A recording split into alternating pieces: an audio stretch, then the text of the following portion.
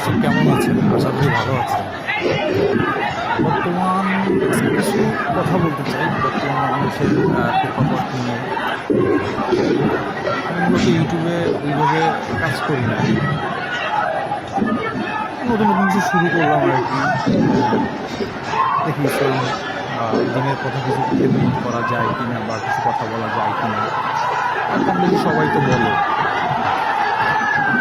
তো সাম্প্রতিক একটা ঘটনা ঘটছে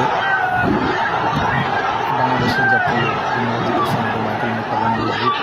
তো বাইতুল মোকাররম মসজিদে আপনারা হয়তো সবাই অবগত আছেন বিষয়টা নিয়ে, যে জুমার নামাজের সময় যে ঘটনাটা ঘটছে, বাইতুল মোকাররম মসজিদের সাবেক যে ইমাম ছিল, উনি আওয়ামী লীগের পক্ষ থেকে হয়তো বা ওই একটা সময় ছিল, বা না ওরকমটা নাও হইতে পারে, এটা সঠিক আমি জানি না। তো ছাত্র সাধারণের বা ছাত্র জনতার অভ্যুত্থানের পর আওয়ামী লীগের যত দালালরা যারা ছিল তারা সবাই পালাইছিল। তো আমি যতটুকু শুনছি, উনিও যে ইমাম ছিল সাবেক, সেও পালাইছিল। তো সে তার পালানোর কারণটা কি আমি জাতির কাছে এটুকু শুনতে চাই। সে একজন আলেম মানুষ, সে কেন পালাইলো? সে কী এমন করছে আওয়ামী লীগের শাসনকালে? সে কী এমন করছে যে তার পালানো লাগলো? ব্যাস, ভালো কথা, মানলাম যে ঠিক আছে সে পালাইছে, ভালো কথা। সেটা তার পার্সোনাল ব্যক্তিত্ব, হয়তো বা তার ভিতরে কোনো ভয় কাজ করছে, সে পালাইছে। তো এখন যখন নতুন করে তার জন্য তো আর বাইতুল বা জাতীয় মসজিদ তো আর মনে করেন যে নামাজ তো আর বন্ধ থাকতে পারে না। তো সেখানে তো ইমাম তো নিয়োগ দিবেই, যারা কমিটিতে যারা আছে তারা তো ইমাম নিয়োগ দিবেই। তো সেই মোতাবেক ইমাম নিয়োগ করা হয়েছে। তো এই যে জুমায় যে ঘটনাটা উনি ঘটাইছে, উনি আসছে, এই যে আপনার সাবেক যে আপনার সাবেক যে ইমাম ছিল, খতিব ছিল, সে আসছে, আইসা একটা সিনকেট তৈরি করছে। সিনকেট তৈরি করার পরে একটা ঝামেলা এখানে সৃষ্টি হয়েছে।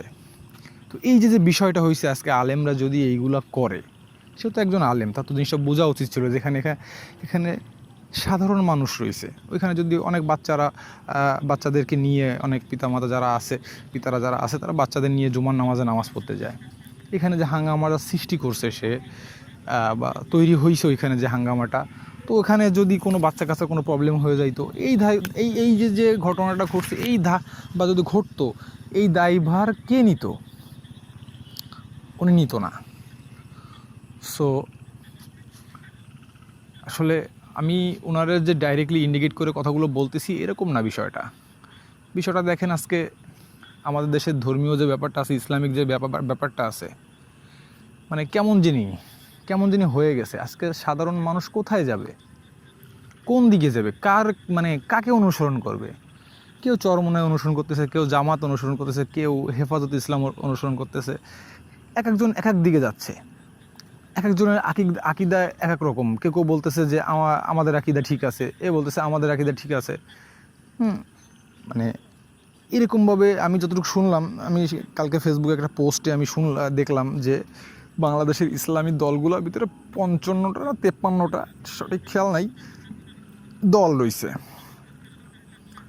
তো আজকে ইসলামের যদি ছোট্ট একটা দেশে যদি ইসলামের পক্ষে দল থেকে 55টা বা 53টা বা 50টা আমি ধরলাম, তাহলে আজকে সাধারণ মানুষ কোথায় যাবে? কোন দিকে যাবে? কাকে অনুসরণ করবে? তো আসলে আমি যতটুকু বলতে চাই, যেহেতু আমি মুসলমান,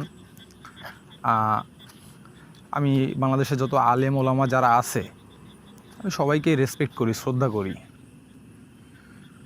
আসলে শ্রদ্ধা করি, সবই ঠিক আছে, কিন্তু তারপরও কেমন জানি আমি দেখি যে আলেমদের ভিতরেই একটা মতবিরোধ রয়েছে।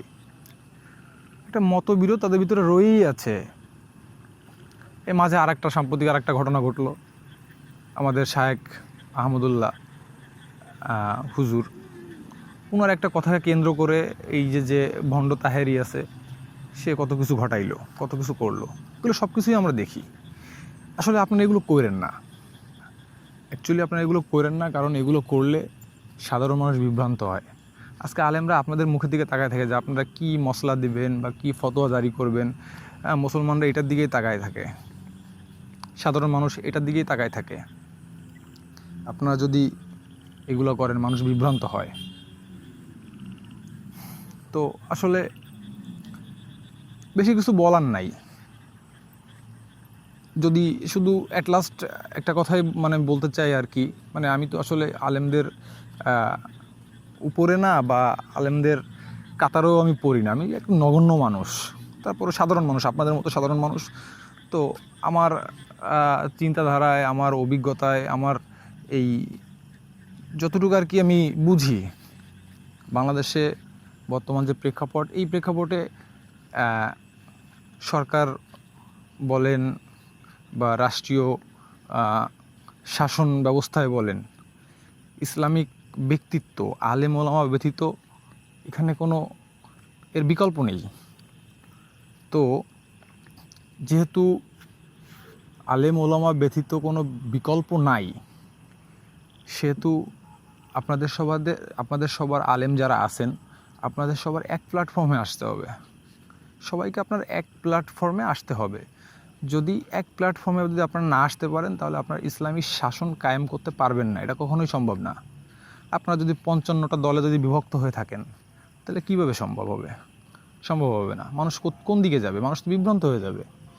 আপনাদের ভিতরে যদি কোনো নিজেদের ভিতরে কোনো আকিদাগত কোনো সমস্যা থাকে, কোনো প্রবলেম থাকে, আপনারা মাশওয়ারা করেন।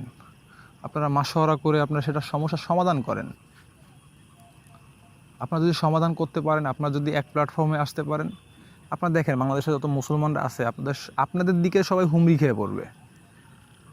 তা এটাই আসলে কথা। হয়তো আমার কথা অনেকের মনে কষ্টও লাগতে পারে। আমি আসলে একজন নগণ্য মানুষ, তো সেই হিসাবে ক্ষমা দৃষ্টিতে দেখবেন। কারণ আমার কাছে যতটুকু মনে হয়েছে ভালো, আসলে ভালো লাগে না, বুঝছেন? কারণ যখন ধর্মের উপরে অনেকে বলে আর কি যে তোমাদের মুসলমানদের ভিতরেই তো কতগুলো ভাগ, কত দল, কত কি, হ্যাঁ, তো তখন খারাপ লাগে আসলে। তো আমি চাই না এরকম, আসলে এটা আমার পার্সোনাল আর কি একটা বক্তব্য, এছাড়া কিছুই না। তো আমি চাই না এরকম কিছু দেখতে। আমি চাই বাংলাদেশে যত মুসলমান আছে, যত আলেম ওলামা আছে, আমি আলেমদের অনেক অনেক অনেক শ্রদ্ধা করি, কারণ তাদের উপরে কেউ নাই। তারা আল্লাহ রসুলের ওয়ারিস, তাদের উপরে কেউ নাই। তাদের উপরে বলতে কেউ নাই বলতে আল্লাহ সবার উপরে, মানে আমি বলতেছি বাংলাদেশে এই মুহূর্তে তাদের যে মেধা, তাদের যে জ্ঞান, তারা এলমের জ্ঞান রাখে, তাদের উপরে কেউ নাই। সো আপনারা যদি এই কথায় যদি কোনো রকম কোনো ভুল থাকে বা মানে কারো মনে কষ্ট দেওয়ার মতো কোনো কথা বলে থাকি, তো ক্ষমা করবেন। আসসালামু আলাইকুম।